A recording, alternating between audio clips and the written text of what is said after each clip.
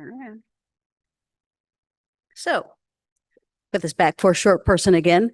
Um, I get the joy of introducing our speaker today. Philip Semanchuk is an IT professional who lives in Pacifica Co-housing in Carrboro, North Carolina. His surname comes from and is it pronounced Limco? Limco people, and is pronounced Semanchuk. Eventually I'll get it right. He looks forward to having foster cats again, which is just awesome. So please join me in welcoming Philip.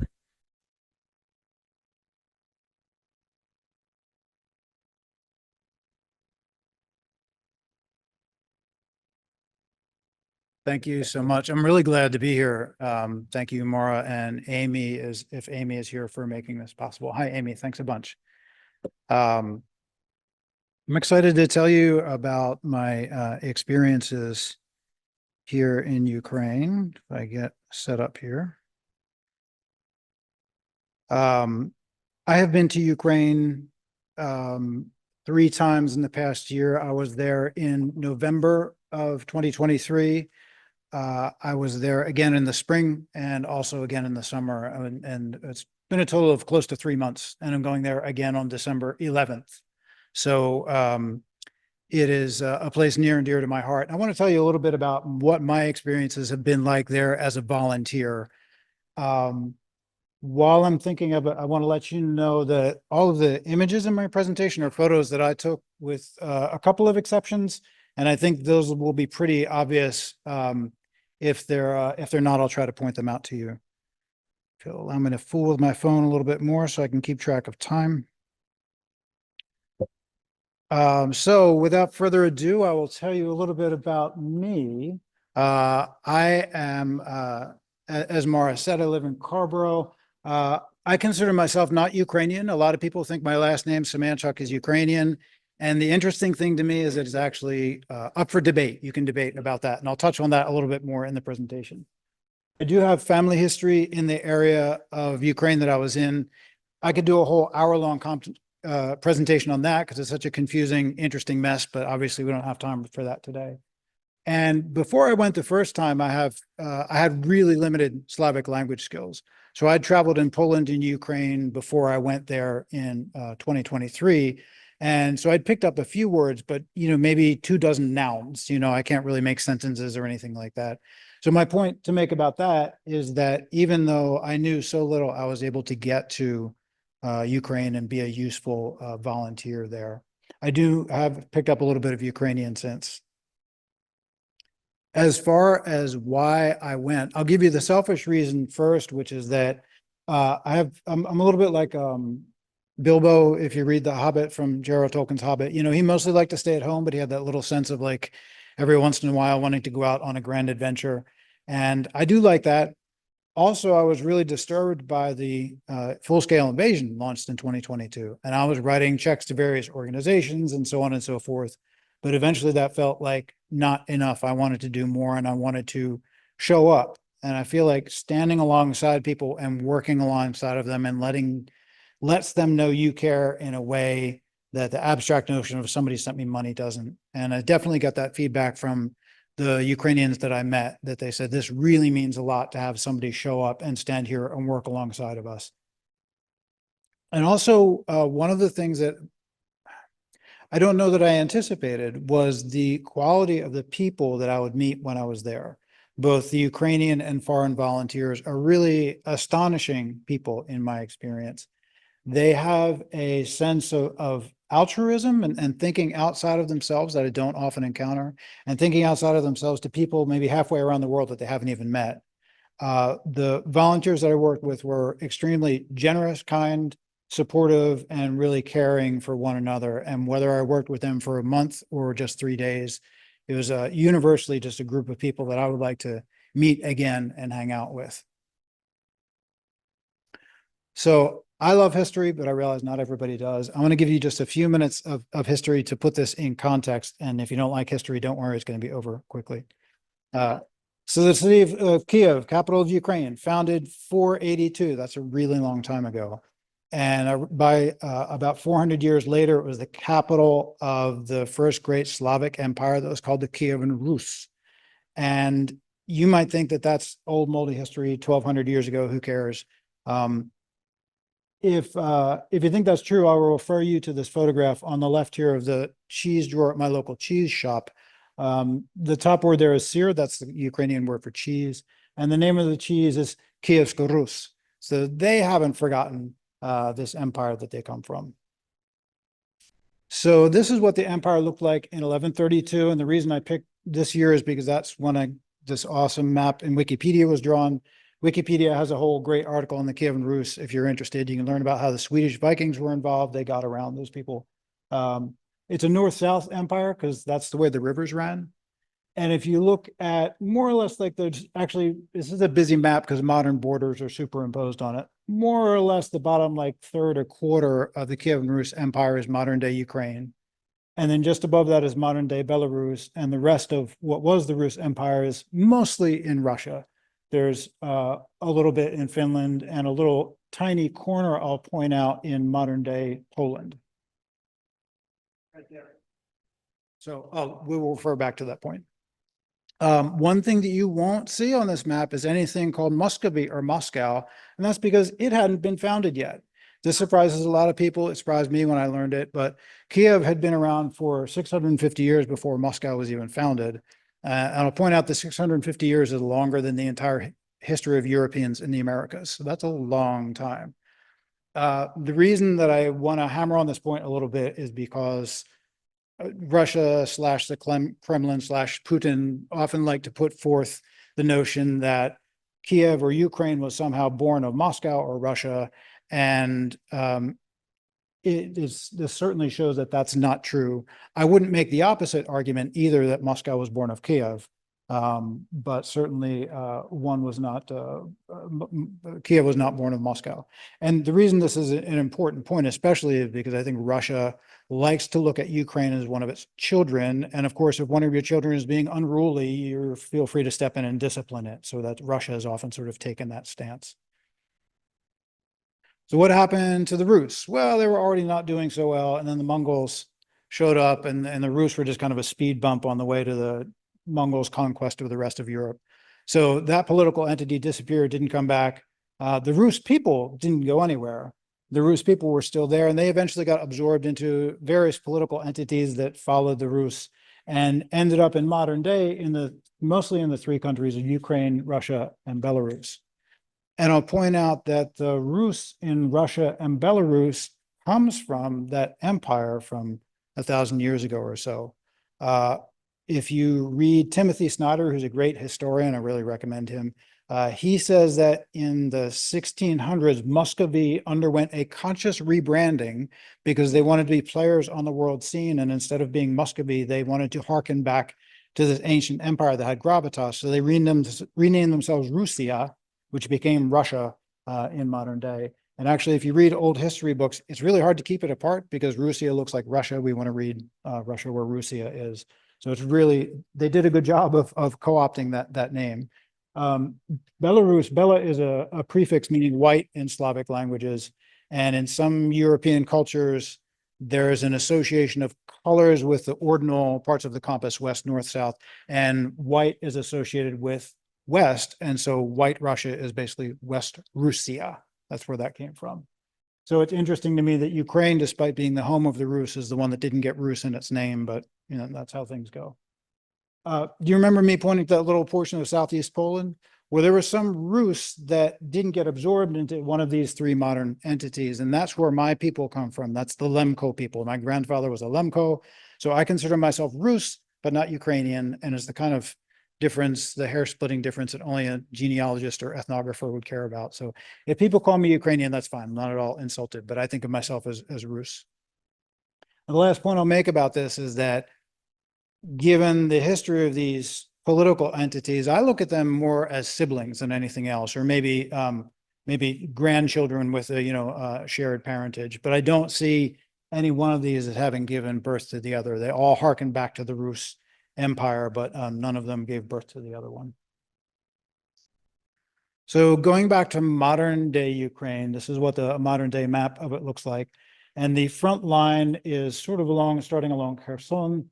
Mariupol is occupied by the Russians. Luhansk and Donetsk are as well. And sort of up along the Severotsky Donetsk River is where the front line is, more or less.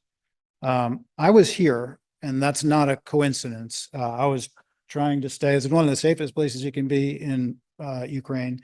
It's also just a practical consideration for me. There's no commercial air traffic in Ukraine for obvious reasons, right? Things get shot down. So if you are moving around in Ukraine, you have to move around over land.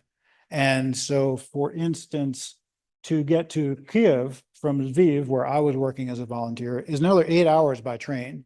And it already takes me 2 days just to get to Lviv. So I didn't want to add on, more travel time. So I haven't been to Kiev. I spent 3 months in Ukraine, never been to Kiev.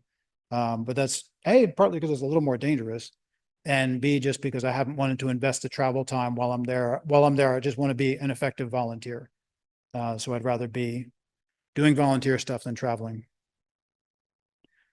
People are often curious how I got there. So what I do is I fly to Krakow in Poland and then spend the night there.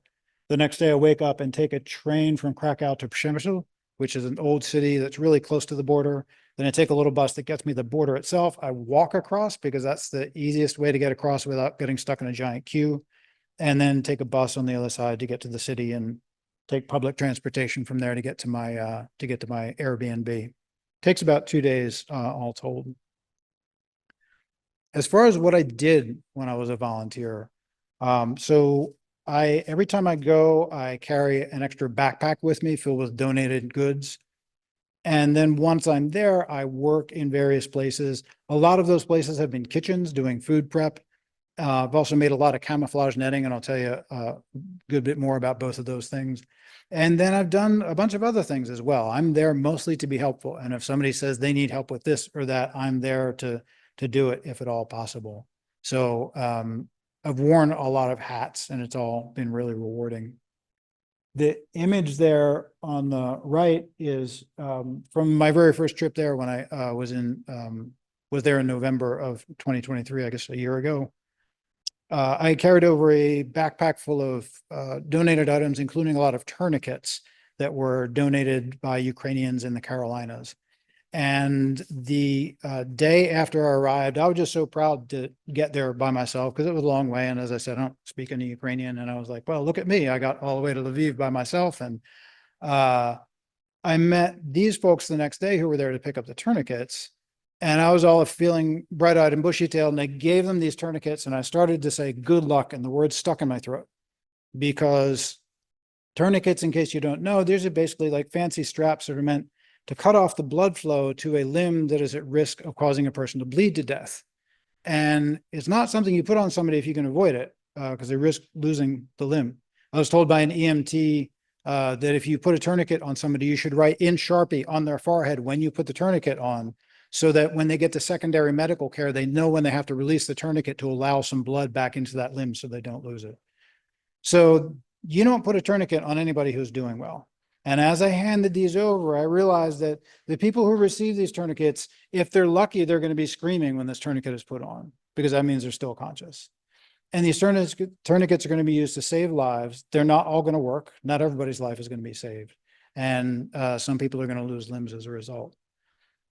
Giving these over made me realize the immense weight that these people are dealing with. And like all that gravity just settled down on my shoulders in that moment and never left. And good luck seemed really inadequate in that moment. Some other items that I brought over for donations. I had a friend who was working in a medical facility where they were discarding a lot of medical equipment, surgical equipment that was in perfectly good condition. So I carried that over. Surgical equipment is really heavy, I can tell you that. I've also carried over a lot of gauze. In that other picture, there's two kinds of gauze. The blue gauze is sort of ordinary gauze, and the red stuff, the quick clot, is this fancy frontline trauma gauze that I will tell you more about later because I'm raising funds to try to bring more of that over. This is a picture of soldiers from the front line who got some of this quick clot gauze, and we're pretty excited about it. the Ukrainians, when they get donations, realize that it's important to communicate back to the donors, say, hey, I got this and I appreciate it. So that's where these photos came from. The first place I worked at when I went to Ukraine was in a place called Pasta Cafe. And this is an interesting place. It's a restaurant in Western Lviv. For some reason, they don't serve pasta. I don't know why it's called the Pasta Cafe, but they have buffet meals there. And the owner of the restaurant had set aside a portion of his restaurant for us volunteers to work in. And what our job was to cook food every day with the help of the kitchen staff and also trying not to get too much in their way. We would cook a big tub of grain. It was usually millet. And then the kitchen staff was making meat. Often it was chicken. And we would also prepare a fresh cabbage salad every day. So shredded cabbage and carrots, onions, that sort of thing, and mix it all up and redistribute it into those containers that you see there, which are your basic styrofoam takeaway containers you might get at a restaurant. And we would make 70 of them every day. And the idea was to feed IDPs, internally displaced people. And so we made 70 every day, and somebody in the early afternoon came and they disappeared, and I don't know where they went to, but every day we made another 70 more. The couple I worked with here was a really delightful Australian couple. I'll probably never meet them again, but they were really great people and a lot of fun to work with. I worked there a number of times and enjoyed all the volunteers that I worked with there. Another kitchen that I worked at that I spent many, many hours at is the Lviv Volunteer Kitchen. And among volunteer circles in Lviv, this is a pretty well-known place. It's somebody, a place almost everybody ends up spending some time at. This place has been in operation since 2014, which is when the Russians first invaded Eastern Ukraine. And they've been going ever since. Their goal is to provide food for soldiers on the front line. And what they do is they take donated food, shred it up, dry it out, usually combine it, and then send it off to the front lines so a soldier can make something decent and nutritious just using hot water. Obviously, the day that this picture was taken, we were working on apples, but it's a super egalitarian place. The first time I went there, I said, hi, I'm here to help. And they said, great, get a cutting board and a knife, you're hired. And that's kind of all the skills that are needed. People come and go during the day, and it's pretty obvious what you need to do there. There's a massive amount of work of just peeling potatoes, peeling apples, slicing them up. I see some rhubarb on the table there, garlic, onions, cabbage, et cetera, shredding stuff, putting it in ovens, et cetera, and to be dried. It's a really collegial place as well. People are super friendly. Just looking around this photo, I can see people from Chile, from France, from Canada, from Netherlands, South Africa, and of course, me, the American, taking the picture, and then a bunch of Ukrainians there as well. And so at any given moment, the conversation around the table is in English. Sometimes people split off into French or Spanish, always lots of Ukrainian. It's a great place to practice your Ukrainian. And so people come and go throughout the day. You can spend an hour there, great. You can spend 8 hours there, great. And people are just grateful for whatever help can go on. The food that comes to the kitchen is, I'd say, 99% donated. And so a lot of times maybe a supermarket will say, hey, we have all these potatoes that are about to go off, and do you want them? Sometimes they come in units like this. So these are a bunch of school children that had collected food, I guess, probably from their families or from their neighbors, and they're donating it just to try to help the war effort to keep their home free. A lot of times people will show up with like a small station wagon with a trunk full of squash, and that's what they collected from their village garden, in a community effort. So it comes in at all different scales, and we appreciate all of it. This is a package of borscht, the famous Ukrainian beetroot soup. And this is one of the pieces of output of the kitchen there. So you can see some shredded beets there and shredded cabbage and little flavor packets over there. And this is what gets sent to the front lines so the soldiers can enjoy it. And I'll point out that at the second line from the bottom is Semanchuk. That's a Ukrainian version of Bon Appetit. Enjoy your meal. And then it says together to victory. Another thing that I did a lot of and look forward to doing again is making camouflage netting. So one of the things that makes this conflict a little bit different from others that have happened in the past is that all the combatants have lots of drones. So there's lots and lots and lots of eyes in the sky. It's really hard to remain hidden in that context. And if you don't remain hidden, you can expect to get a visit from an artillery shell or an exploding drone. It's really, really dangerous. So staying camouflaged, staying hidden is at a premium in this conflict. And obviously the government is unable to keep up with making all the camouflage it would like, just like it can't supply the soldiers with all the food it would like to supply them with. One of the jobs to make in not only in this camouflage netting location, but in lots in Lviv and in fact all through the country, our job is to make netting for the soldiers. This particular place that I worked at is the only camouflage netting place I've ever worked at. It's on the third floor of a school, and it's an active school. There's school children there sometimes. It's sometimes feel like I should sit in on the lessons, but they're probably too advanced for me. We have a big room with beautiful natural light in it, and there are 3 metal racks stretched the length of the room. And on those racks is some wire mesh, or it's a plastic mesh. And the racks, I think the longest one is about 30 feet, if I'm not mistaken. So they're pretty big racks, and they're over my head. So maybe, I don't know, 11 feet tall, something like that. And what our job is to weave fabric into this plastic mesh to mimic nature. And nature has patterns in it, but not, you don't want it to be too patterned. You know, patterns are a little bit random. You can kind of see a little bit better maybe on this close up here there's some netting closer to the camera here where you can see the empty mesh, and you can see how the fabric is woven through. And I'd point out that this net in the foreground is being made for an area of the country where it's already winter. So it's being done in cool colors, right? Whites and grays and a little bit of black. The net in the background was being made for an area of the country that was still in fall or autumn. So a lot of, tans and muddy browns and colors like that.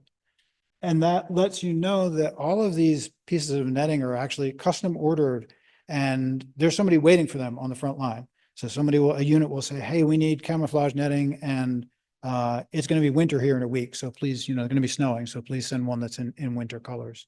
So often I've gone into work there and they'll say, oh, you're here. Great. Can you please work on this netting? Because we want to get it out the door. So there's somebody waiting for this on the front lines, which makes it all feel really relevant and personal.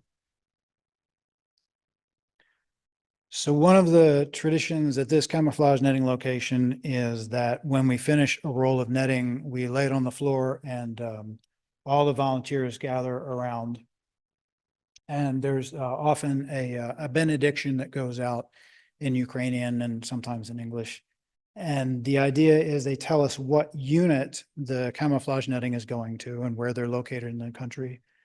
And then we are asked to put good thoughts into the netting for the people who are going to use it, in the hopes that everybody comes back home safe and well. And not everybody's coming back home safe and well, and that some people aren't coming back home at all. And I can't imagine, for the person who gives this benediction, how many times they have to reach into that well of hope and to pull that out and say, let's put this out there again. Every time before a piece of netting goes out, when I'm in that line, I squeeze it really, really hard because I want to put everything I can into it before sending it out. And then, as if that's not enough, we sing the Ukrainian national anthem as we roll up the netting. Is pretty great moment. This is a flag that has come from soldiers on the front line. It's signed, and if you can read Ukrainian, you can read thank you on there many, many times, because they're really grateful for the netting.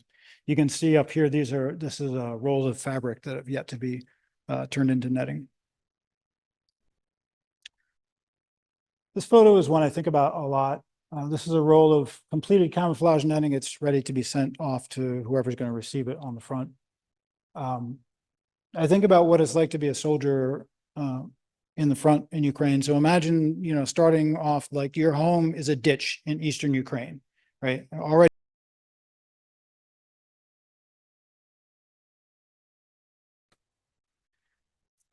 People ask me if there are visible signs of war in Lviv, and there certainly are. This is a little set of flags in a park. each one has somebody's name written on it that was killed by the Russians. I want to try, if this will work, to play some audio for you. We'll see how this goes.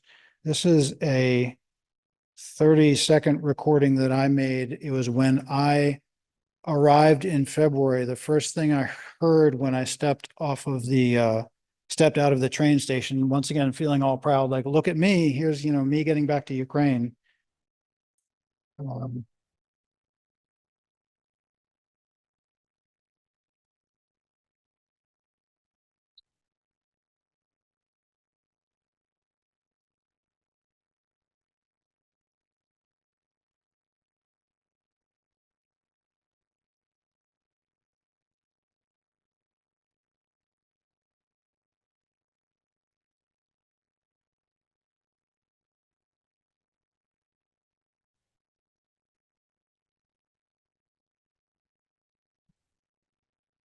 so that's a really eerie sound to hear in a modern day European city. Uh, to be clear, I've never seen anything bad happen as a result of an air alarm. And in fact, usually when there's an air alarm, I see all the Ukrainians checking their phones. I think they have an app that sort of gives them detail on why the air alarm is going off, and they can kind of get the level of danger. I've never seen anybody run for shelter in response to an air alarm. The minute I see a Ukrainian running for shelter, I'm going to be running for shelter. But until they panic, I'm not going to panic. Bad things do happen in Lviv occasionally. About a month after I left, Lviv was hit with a missile. 7 people died. It flattened an apartment building. A lot of people were injured. So bad things do happen there. I've just so far been lucky. The air alarms are still creepy. So in Lviv, there is a pretty famous cemetery that's kind of a tourist attraction. It's been there since, I think, like the Austro-Hungarian Empire, or even before. When I was there as a tourist in peacetime, I went to visit the cemetery. It's a pretty wild place. A lot of Lviv's famous sons and daughters are there, poets and political leaders and so on and so forth. It's an interesting place. Next to that cemetery was an empty green field. And before the war, well, that field is not empty anymore. It's a new cemetery for Lviv's war dead. What's unusual about the cemetery is that everybody in there is young. None of these people lived out their full lives. A lot of them died in their prime. And because they died when they were young, they still have a lot of people around them, as they have, friends, spouses, brothers, sisters, parents, children. They have a lot of people who still remember them and still visit this cemetery frequently. This particular day, we went, a group of volunteers, we went on the second anniversary of the full-scale invasion. And it was a really tough day to go. I'm so glad that I had other volunteers to visit with, just because it was a tough experience. I'm really glad we were able to take care of one another. There is just such an overwhelming amount of grief and sorrow just soaked into this place. It's a really, really hard place to visit. And I'm also really, really glad that I went. This is a series of posters I saw hanging on a fence outside of a government building in Lviv. Even if you can't read Cyrillic, you might be able to make out these place names. So on the left there is Warszawa, that's Warsaw in Poland. And then Tokyo, of course, in the middle. And on the right is Mariupol, and that is a city in Ukraine that was held for a while by the Ukrainians, but eventually they got overwhelmed and is now occupied by the Russians. And the idea behind this series of posters, there were a number of them. I photographed these 3. The idea behind this is to remind people that a city can be destroyed in war and yet can come back and still be a beautiful place to live. And of course, the Ukrainians need these reminders in these dark times. The choice of Mariupol is a really poignant example. The bottom right is, of course, only an artist's rendering of what they hope it to look like when it's back in Ukrainian hands. The image at the top that they chose to use to represent Mariupol has a really sharp story behind it.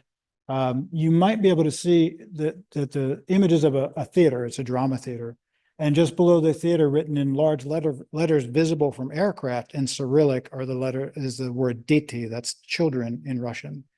And they did that to let the Russians know that that was being used as an air raid shelter, and there were a lot of children inside the drama theater. And the Russians responded by hitting it not only with artillery, but also with airstrikes in the theater. collapsed and a lot of the people inside were killed, adults, children. There was never an official body count because it was in the middle of a war and nobody really knew who all died in there. I'd like to talk a little bit about what it's been like to be Russia's neighbor in recent times. In 1990, as the Soviet Union was breaking up, the Russian army was in Moldova and helped to support some separatists to create a breakaway province. That should ring some bells. If it doesn't, I'll ring them for you. That conflict is still going on. It's a frozen conflict. The Russian army is still there 34 years later as peacekeepers, but Moldova is not a unified country as a result. It's not a hot war, but of course it could become one at any point. There's a border over which, two forces are watching each other warily. Chechnya in 1999 was striving for independence, and Russia said, "Oh no, you don't." And the photo on the right, this is one of the ones that is not mine. This is the capital of Chechnya, Grozny, after the Russians got done with it. I was unable to find a credit for that. I looked hard. In Georgia, Russia invaded in 2008. And in 2014, in February, after Ukrainian elections didn't go as they liked, Russia annexed Crimea. And then 2 months later, they invaded the Donbass, which are the two eastern provinces in Ukraine, Luhansk and Donetsk. And of course, in 2022, they launched the full-scale invasion of Ukraine that's still going on. And the reason that I bring this up in the context of me as a volunteer is because I feel like there's a really clear pattern here. Russia keeps doing this because it keeps working out for them, right? I think they'd make all these bets again. They are not getting punished or feeling regret for any of these choices. And I don't think they're feeling regret for their invasion of Ukraine, quite frankly. Like, I don't think it's going as well as they wanted to, but they're still winning by their on their balance beam. And I feel like if Russia doesn't learn what it's like to lose, learn what it's like to really regret, doesn't go home with its tail between its legs, there are going to be more bullet points on here. I'm going to be back here in 5 years talking to you about Russia's invasion of Kazakhstan or Estonia or et cetera, et cetera. And I don't want to do that. As much as I love being a volunteer in Ukraine, I would much rather volunteer as a peacetime volunteer or frankly, go to the beach. I don't want to see this happen again and again. I'm only one person and frankly, not a very important one at that, but I do what I can. And so that's why I'm there as a volunteer. And that's also why I'm talking to you right now. This is part of my volunteering experience. You're watching my volunteer experience evolve as we talk. Reminding people of this and bringing this to light, I feel is important.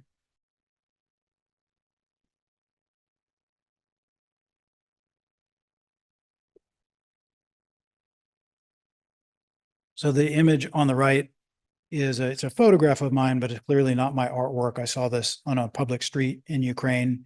The artist's website is down at the bottom right there, in case you would want to go check it out and see that striking image as well as others. A lot of people in Ukraine refer to the Russians as orcs, from J.R.R. Tolkien's Lord of the Rings. And I get it. I think it's a pretty apt metaphor. And at the same time, personally, I don't ever want to refer to a group of people in terms that dehumanize them. So I choose not to use that term. But I think about historical Russia that has produced a great deal of amazing art and literature, music, great contributions to science, theater, et cetera, et cetera. Modern day Russia is not that. When I think about modern day Russia that is ruled by force and brutality, the best terms that I can come up with for them is barbarians. And anytime that I see civilization getting overwhelmed by the barbarians, I'm on the side of civilization. It's an easy call. I've heard stories about of rape, torture, murder, extrajudicial killing, extortion, torture, and this is happening within the Russian army. This is Russians doing this to other Russians. They're doing that to one another. You can imagine how they're treating the Ukrainians in the occupied territories. One interesting point is that Russians sometimes refer to Ukrainians as little Russians, sort of like lesser Russians. And if they have that kind of disregard for them as a culture, you can imagine how they're treating them. It's a really tough place to be in Ukraine right now, and the Russians are just not showing any mercy. It's worth remembering too that the war could end tomorrow if the Russians just go home. Ukrainians don't have anywhere to go. They're already home, and they're fighting for their homeland. So their backs are kind of against the wall. They're pretty exhausted. You know, when I talk to people there, everybody wants to keep up good spirits because they're trying to support one another and support themselves. But in private moments, sometimes people will let me know how tired they are. They've been dealing with this for going on 3 years now. If they live in Eastern Ukraine, has been dealing with it for over 10. There are a lot of people who are refugees. I met one woman making camouflage netting, like bright, cheerful woman, and she just said, "Oh yeah, my home's occupied by the Russians right now." And imagine what that feels like. And then she handed me some food. You want some nuts? Can't take nuts from a refugee, you know. But this is her life. This is her life now. I can't imagine what it's like to be living in those kind of conditions. And sometimes when I've spent maybe a day making camouflage netting, 6 hours or so, and then before I leave, I talk to somebody who's having a hard time, a Ukrainian who's having a hard time, and I give them a hug.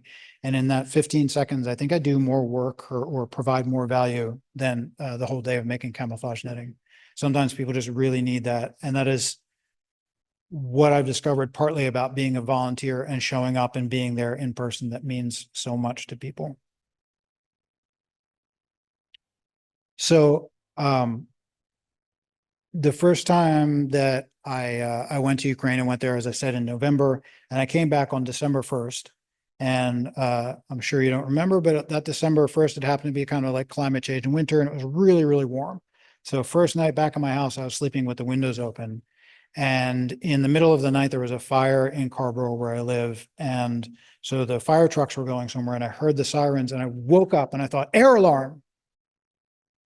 Now, I'd been in Ukraine for 3 weeks at that point, and I'd never seen anything bad happen in response to an air alarm, never even went to a shelter or anything like that. And already my brain had rewired itself to be listening for air alarms while I was sleeping. So if that had happened to me in 3 weeks, imagine what the psychic stress is for the Ukrainians there who have been dealing with this. And they didn't even know, because I didn't know either. I didn't know how stressed out I was or how that had affected me. But it's there. And every time I hear an air alarm now, even when I hear a siren, I heard listening to a baseball game and somebody hit a home run and they played the siren. And I said, oh, I recognize that sound. So I have an app on my phone called WeCroak. A lot of people think it's weird. It is an app that was developed by an app developer who thought people spent too much time on their phones. And so what this app does, it draws from a Buddhist tradition. I hope I'm getting this right. If I'm screwing this up, I'm sorry to any Buddhists in the audience. The Buddhist tradition that says 5 times a day, you should remind yourself that you're going to die, because that will help you focus on your life and use your time well. And so if you're scrolling on your phone and you're about to get in an argument with somebody on Facebook over a cat video, and this reminder pops up that says, by the way, your time on this planet is finite, you might want to rethink your priorities. I like having this app. Another app that I have on my phone is that I use when I'm in Ukraine is an app for air alarms that lets me know in case I'm like underground and can't hear the air alarm, or I'm somewhere in the city where I can't hear the alarm. That lets me know on my phone that there's an air alarm happening. It occurred to me that both of these apps have something in common. WeCroak is letting me know that I'm going to die, but it's like there's a kind of implied someday. It's still abstract. You're going to die, but like, it's out there somewhere. Just, don't forget that. The air alarm app is saying the same thing, is saying, by the way, you're going to die, and it might be today. I don't think anybody in Ukraine needs to have WeCroak on. I realized that having that app on my phone is a big luxury that I didn't realize, or a privilege, if you want to look at it that way. I didn't realize it, but it really is. So there's a lot of grim content in this talk, I realize. I personally find it hard to grapple with things in the world that I feel like I have no control over or no power over. And so I didn't want to dump all this in your lap and leave you feeling like you can do nothing about it. You actually have power. you can change things if you want. And I want to let you know what some of that power is. So first of all, you can, of course, use your voice. That's free to do. You can always contact your elected representatives. Our own senator, if you're in North Carolina, Tom Tillis, has been a good supporter of Ukraine. I don't always agree with his politics or I see things differently than him, but he's been a really good supporter of Ukraine. And so I've written to him a number of times to say thank you for that, to let him know that I'm listening and I care, and also to encourage him to keep it up. So I feel like that stuff matters. You can also talk to your friends and family about it, just because there's so much going on in the world. It's really easy to forget that this is happening, and just check out what people think about it. You know, what should we do? What can we do? Is it still, how much does it matter to individuals? And, I put ballot box on there. I wrote this, we had an election recently, you all might have heard about it. I put this slide together before the election. I'm sure we're going to have other elections that are going to still matter. Things might have changed, but we're still here, and the country's still moving along. So we'll have choices again in the future. Some other things you can do is you can volunteer. I'm going to throw some websites at you in the next few slides. This is not your only chance to see them. There's some paper handouts on the door as you leave that will, beside Change for Change, thank you, Maura, that you can grab all of the website information off that piece of paper. Sometimes old school is the best tool. So these first two websites up here are places where you can volunteer to help a Ukrainian learn English. So this is websites that connect you with somebody who's already got enough conversational skills. They want to talk to a native speaker to help smooth out their native language skills. And so all you have to do, I think the minimum commitment is like an hour a week or something like that. All you have to do is sign up to talk to somebody for an hour a week. And you can talk about anything you want. You can talk about baseball if you want, or apple pie, or cars, or politics, whatever you like. And you might even make a new friend in Ukraine. Wouldn't that be cool? So those are two programs to consider. Volunteeringukraine.com is a great website if you're interested in boots on the ground kind of volunteering. That's where I learned about some of my opportunities. It's a good site. They keep it updated to let people know sort of what's going on. And those are opportunities all through Ukraine, in Kiev and Kharkiv and Kherson. And of course, if you're actually interested, you can talk to me as well. I'd be happy to tell you when I know. And then IVC-UA. IVC is for the International Volunteer Center. That's an organization in Lviv, and they have information on Lviv opportunities there. So being a volunteer there has really changed me quite a great deal in ways I didn't expect. I didn't really know what to expect before I went, but the people that I met there were so giving and so not focused on themselves. They took care of themselves, but their focus was definitely outwards towards the world in a way that I don't see all that often. And it was just such a pleasure to meet all of these people, Ukrainians and foreigners alike. They just had so much generosity towards everybody else that I was really overwhelmed with that.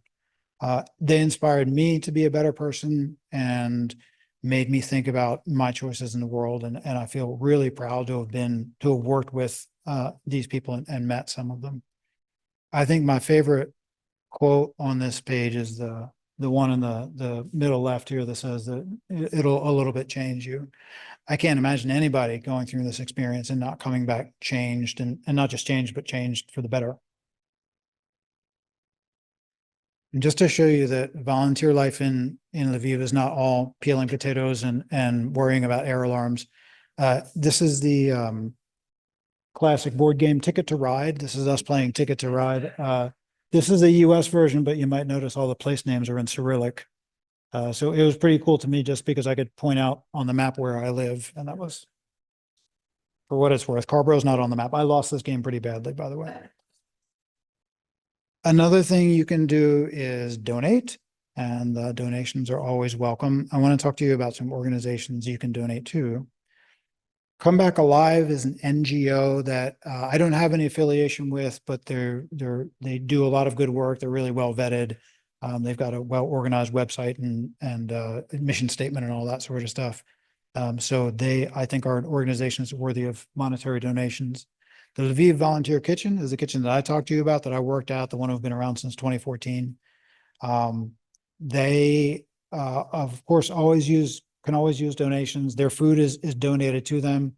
But when you think about, 10 to 30 people working 8 to 12 hours a day, they burn through a lot of equipment. And let me tell you, they need some sharp knives there, because they don't have too many and they get dull real fast. And stuff is always breaking. We use the machinery really hard. That's almost like an industrial scale kitchen. So we get through a lot of equipment there. The camouflage netting place, they always need donations to buy more netting, among other things. And that's a really nice group of folks. You can actually donate by Apple Pay at that link up there. But if you don't want to deal with that, on the sheet is also a PayPal address that you can send money to if you're interested in donating that way. And I promised you that I would talk a little bit more about quick clot gauze. This is a really fancy schmancy gauze that is impregnated with clay. And what that means is when you put it on a bleeding wound, it will help activate the body's own clotting factor. So it will help stop somebody from bleeding out. It's expensive gauze. Each pack is about the size of a cell phone, and it's roughly $20 a pack. And that's because it's really high-end gauze. People are super grateful to get it. I am raising funds to try to fill my backpack with this gauze, and I will get as much of it as I can before I leave on December 11th. To do that, I'm partnering with Ukrainians in the Carolinas. They're a local nonprofit. So there's a few good things about me partnering with them. One is that any donations to them are tax deductible for the donor. The other thing is that because they're a nonprofit, if they buy the gauze, they won't pay sales tax, whereas I would. So money goes 7.5% further. In addition, they're all volunteer run, so none of the donations are skimmed off to go to supporting them. And I'm entirely volunteer run. I'm paying my own airfare and all that. So any donations to them go 100% towards buying gauze, as long as you earmark it with Philips gauze. So when you donate to them, you have an option to add a note or something like that. So say it's for Philips gauze, and it'll go towards my gauze fund. And somewhere in the early days of December, I will make the gauze order and it will arrive, and I'll put it in my backpack. I just want to say, I also want to acknowledge that there's a lot of need in the world, and I like it's there. You don't even need to look further than Western North Carolina. I was up there in October for a few days volunteering with a friend, so I know firsthand like what's happening up there. I would, if this speaks to you, I encourage you to consider a donation. I instructed Ukrainians in the Carolinas not to tell me any of the names of any of the donors, because I don't want people to think that my opinion of them is going to change one way or another based on whether or not they donate. So just know that if you donate, you do it because you feel like you want to or you should. My opinion of you is not going to change anyway, but I appreciate you considering it. That's all I had for you today. I want to say thank you very much for hosting me here, or as I say in Ukrainian, дуже дякую.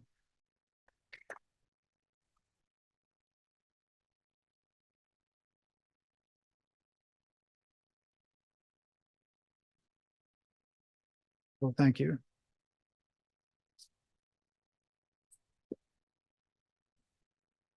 So just to let you know, the way we do this is we pass the baskets because we are an all volunteer organization and we don't get any funding from anywhere. So please think about us as we pass the basket. And then we will go into Q&A. And the Q&A ground rules are raise your hand nice and high, and the person who's running the mic around will keep a tally of who's up. We ask that you only ask one question at a time, and that everyone have a chance to ask a question before we go back to anybody for a second question. So those are the ground rules. Mara, I guess you're doing the mic. So first question. No question. I don't see any hands raised, which means I get to ask the first question. No, I beat you to it, Fred. Sorry. The different volunteers who come from other parts of the world, Philip, how long do people generally stay? Or is there like short term, long term, middle term? That is a great question. I think the shortest term I saw there was 3 days. It was a Swedish guy who was traveling through, and immediately he said, "Oh, I should have made this the beginning of my trip and stayed longer." The longest term I know of is, I think, 16 or 17 months. There's basically some people have more or less moved there. This is their life now. I have a friend, for instance, he's an English teacher, and so he can work from anywhere, and that's what he does. He teaches lessons and is volunteering pretty much full time. So it spans the range. When I go, because it's such a long trip and it takes a lot to get there, I try to go for about a month. And to some people's consideration, that's a long time. Other people's it's short. So I had a question also, kind of related to that question. How many of you are there over there? I mean, how many volunteers? Is it mostly from Europe, from the US, from, well, so I was just curious to know what kind of numbers are involved with Yeah. folks volunteering there. It really varies. Certainly there's more in the summer, just because it's more pleasant to be there in the summer, and that's when more people have time off. One of the things that happens in our volunteer group is we often go out to dinner together, because I mean, face it, we're in Airbnbs. A lot of us aren't going to cook, and Ukraine is relatively inexpensive for most of us, and food is great. So often we will go out to dinner, and there might be 20, 25 people going out to dinner together, and almost all of them are foreign volunteers. There are a lot of people from the US, but just because the United States is really big, it's not particularly convenient to get here from the United States. So I see more people from Europe. But it would probably be easier for me to list the countries that I haven't seen volunteers from than the countries that I have. But yes, there's a great deal of European representation, and USA and Canada for sure. But I don't really know how many volunteers, how many foreign volunteers there are, especially because like I know about my little group, but then I meet other people who are just working in some whole other section of the city or with some other programs, and they're there, and I meet them at a party and say, "Oh, you've been here for, 6 months and I've never met you. How strange is that?" So it's a good question.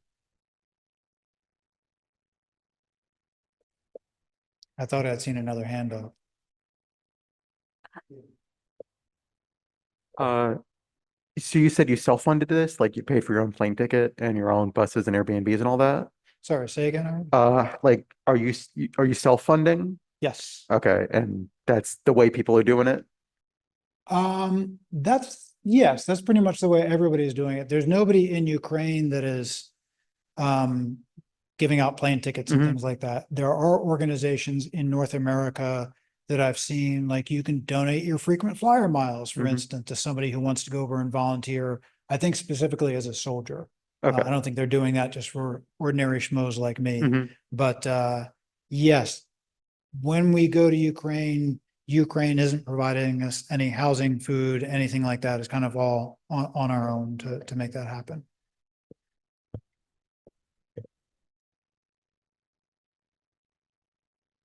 Thanks y'all for asking such interesting questions. This is a little far afield, but there's not a long queue, so I'm going to ask it. So Vladimir Putin is whatever age he is, and he's not going to last forever.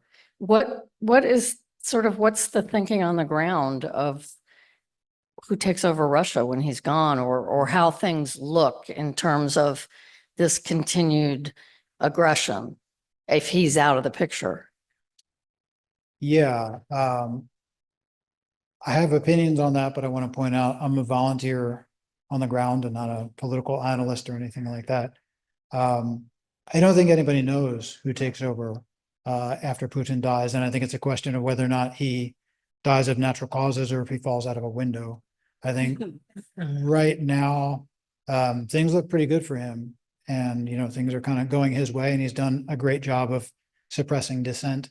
That said, you never know, who's got a knife in his shiv in his back pocket, just waiting for the right moment. And I feel like people in a position like Putin's, they have a lot of, they enjoy a lot of loyalty, which lasts until it doesn't. And, so I don't know who's going to take over after him, and I don't know whether they will continue the current policy of aggression towards neighboring countries. I don't see why they wouldn't, because it's been working well, but I also feel like because Putin has such a tight lid on everything and has kind of destroyed any other political structures except his own, once you take that away and it breaks down, I don't know what follows that. I know people pointed out in Libya that Muammar Gaddafi had sort of done the same thing, wiped out all opposition, and he was the state.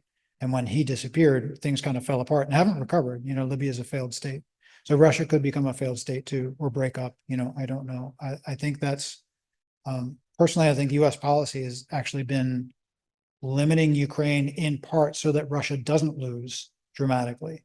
Because I think if Russia does lose dramatically, then Putin could fall out of a window, would fall out of a window. And if he does, then who knows who's running Russia, and they've got nuclear weapons. And if I was working for the NSA or CIA or any, you know, foreign policy institute, I kind of prefer a stable Russia, even if a stable Russia is a terrible actor in the world.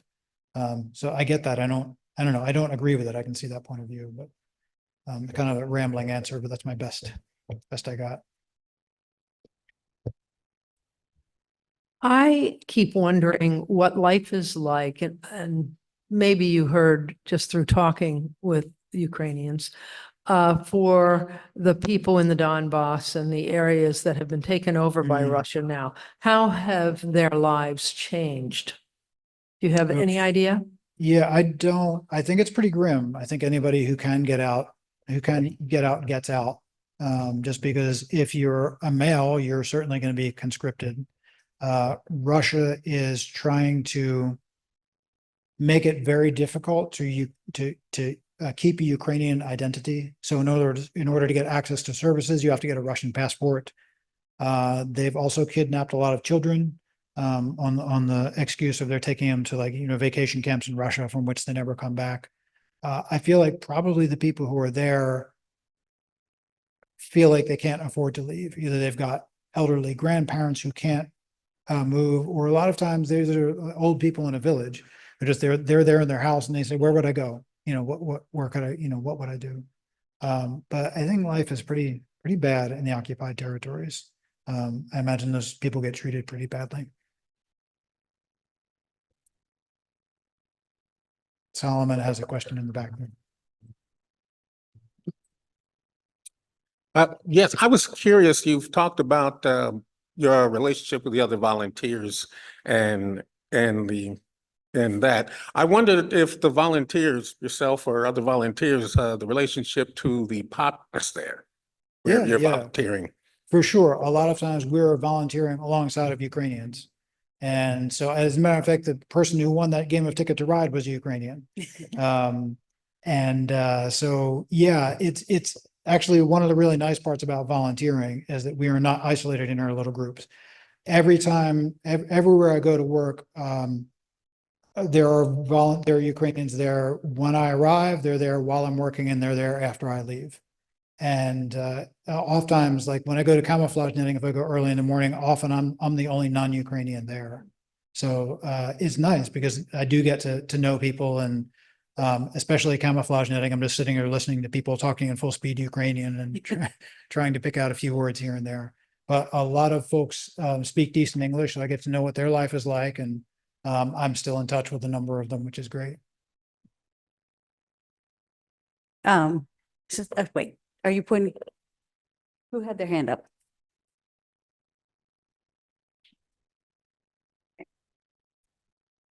So from your observations, the mood of people in general, I mean, you're fairly far from the front lines where you were. Are people holding up, and is society holding up in the sense of constant threats of air attack? Food supplies seem to be holding up pretty well from what you're talking about. Yeah. Can you give us a sort of a synopsis of the mood of people and the status of the society? Yeah. So where I go in Lviv is one of the safest places in the country. So often I think people who are in unsafe parts of the country come there, and it's a place to let loose a little bit. So I think Lviv can be I want to say a little crazy, but people go there to blow off stress. I've also heard that in Kiev, a lot of people have just said, well, we're here and we're not going anywhere. So our lives may be short, so we may as well enjoy them. So I think there's a little bit of that attitude there. People are really stressed out. They're really tired. I think Ukraine was a poor country before the war. So I think Ukrainians are used to doing without, they're used to suffering. And this is just more being heaped on their plate, but that doesn't come without a cost to mind and body. Ukraine is also a big agricultural country, so they have lots of food. As a matter of fact, one of their problems, they can't export all the food they produce. But of course, they don't produce everything. And because the Ukrainian hryvnia, that's their currency, is weak, imports are pretty expensive. Yeah, if anybody is going hungry in Ukraine, it's mostly a distribution problem. And of course, you can imagine in a country of war, there are definitely distribution problems. Hey, Philip, thank you for your talk. Since our US elections have ramifications and consequences, Mm. are you hearing from the people in Ukraine that you're in contact with now, what they're expecting from the US? I haven't heard from anybody on the ground, but I know President Zelensky gave a speech where he was, he's been kind of anticipating this, right? He knew that he might have to work with Trump. The situation's not good. I don't think anybody is expecting Trump to be an improvement over the Biden administration or the potential Harris administration. I think they're waiting to see what happens, partly because Trump is so unpredictable, but the people he tends to be appointing to positions are generally, to the extent that they have a current stance, it's usually not pro-Ukraine. Some of these people actually were pro-Ukraine, but I think they saw which way the political winds were blowing and started echoing Trump's lines or JD Vance's lines. So I haven't really heard from people, but I don't think they're enthusiastic. Since I see that there's no hands up, I was just wondering, the children in the section of the Ukraine that you are in, are they still going to regular schools? How is that? So Yeah. they're trying to keep them with as normal a life as possible then, you'd say? That's right. People are doing their best to live a normal life. And I know like in Kiev where, in Kharkiv and just places where air attacks are a lot more common and a lot more consequential, they're building some schools underground just because the kids have to go to school and this doesn't look like it's going to go away anytime soon. So they're trying to keep the kids safe. But I think everybody's trying to live life as normally as possible under the circumstances. At the start of the war, we saw the news mostly about all the people that were leaving Ukraine to Poland and everything, the families and children and stuff. Has there been much of a return as the war has continued, or have just more and more left, or have some decided to, we've had enough, we're going back to maybe Lviv or some of the safer areas? Yeah, I don't have statistics on that. I can tell you anecdotally what I've heard is a lot of people did leave. And I guess once they realized that their choice was to either go back to Ukraine or to try to start a new life in Poland or Germany or Sweden or wherever, a lot of them did choose to go back because they just said, my home is Ukraine. I don't want to, live somewhere else. I actually have a friend who's here in the United States and he's been here. He's actually a translator. His English is great. He's not got a problem, but he's just tired of being in the United States. And so he's thinking about going back himself. Your home is your home and it's hard to be away from it. And, I try to imagine what it would be like if somebody said to me, it's like, well, you have to leave, but the good news is you can go live in Mexico or Canada. I'd be like, oh, okay, thanks, I guess, those are lovely places, but my home is my home. So, I think people are inclined to come back if they can. Thank you again for an awesome talk. I think, Dorothy, are you ready for us to wrap up? Thank you very much, everyone.